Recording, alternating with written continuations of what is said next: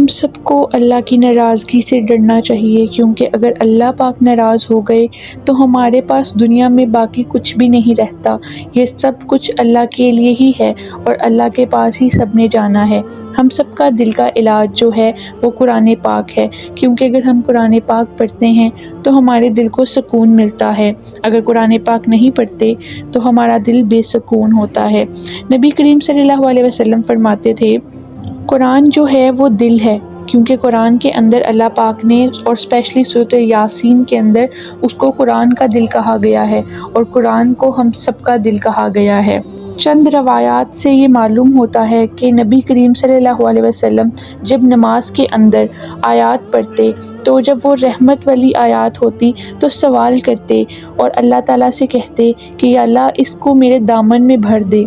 کیونکہ جو آیت رحمت والی ہوتی اس کی رحمت کو کہتے کہ میرے دامن میں، میری زندگی میں اس کو ایڈ کر دے، اور جب کوئی عذاب والی آیات آتی تو سوال کرتے اللہ تعالیٰ سے اور اس چیز سے پناہ مانگتے اور کہتے مجھے اس چیز سے دور رکھنا۔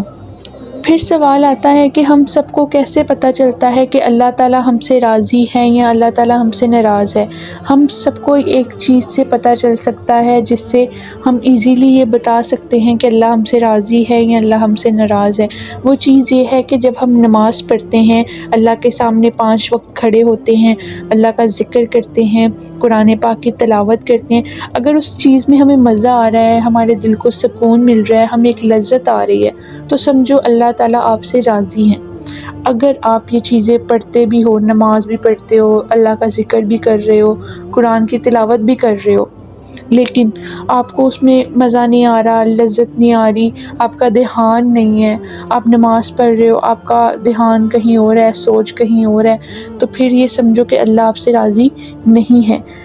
اپنے اللہ کی رحمت تلاش کرو۔ اللہ پاک جس چیز میں راضی ہیں تم بھی اس چیز میں راضی ہو جاؤ، کیونکہ اللہ پاک راضی اسی چیز میں ہے جو قرآن پاک میں بتایا ہے۔ اگر تم قرآن پاک کی ایک بھی آیت کو سمجھ کر ترجمے سے پڑھتے ہو اور اس پر عمل کرتے ہو، اللہ پاک خود بخود تم سے بھی راضی ہو جائے گا، کیونکہ قرآن میں وہ سب کچھ ہے جو کہ نبی کریم صلی اللہ علیہ وسلم کی زندگی ہے۔ ان کی زندگی ہمارے لیے ایک رول ماڈل ہے، تو آپ صلی اللہ علیہ وسلم کی ڈیلی ایک حدیث پڑھا کرو، اس کو یاد کرنے کی کوشش کرو، نہیں ہوتی پھر پڑھو اس کو، اور پڑھنے کے بعد اس کو اپنی زندگی میں پریکٹیکل لائف میں اپلائی کرنے کی کوشش کرو، اس کو اپنی زندگی میں لے کے آؤ۔ اگر ایک آیت ہے کہ جھوٹ نہیں بولنا،